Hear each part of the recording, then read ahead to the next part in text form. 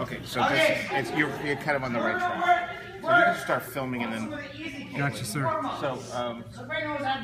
So the joint, the three, we're talking about ballistic flexion. We're really talking about ballistic hyperflexion. Okay, so like a joint like the wrist, it extends, it flexes, it extends, and it rotates.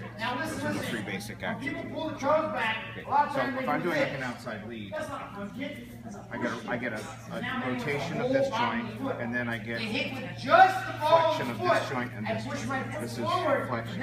And you see Donahue's body starts to break to the outside. So I get rotation, and then flexion, and then her posture starts to break, and then she falls.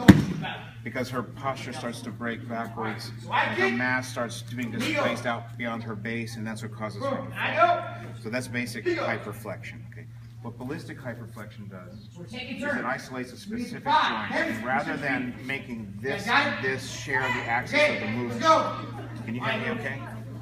Rather than this and this joint, the axis of the movement being distributed between two joints, I'm going to focus the action of the axis of the action on one joint alone, and I'm going to make a small spiral. Instead of a big circle, so instead of this big motion, I'm going to create a very small circle here. Okay? So it's just like this. Okay?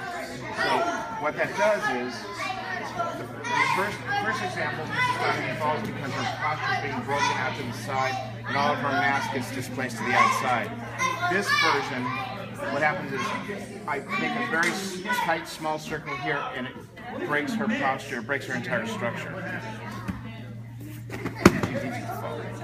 So that's ballistic flexion of this joint.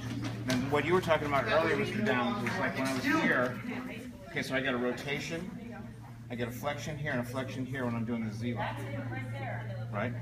But ballistic flexion or ballistic hyperflexion goes fast, so I'm Which way am I going? You're going to go straight down like an elevator. So I'll do this just once. Okay, quick compression, and she'll drop. Okay, so I'm quickly compressing, or I'm ballistically flexing one joint here and one joint here. Okay. So the third way I think about it, there's probably a few more of these examples, but probably the most obvious one is step over here. If she steps forward, and I go here, that's ballistic flexion of the knee.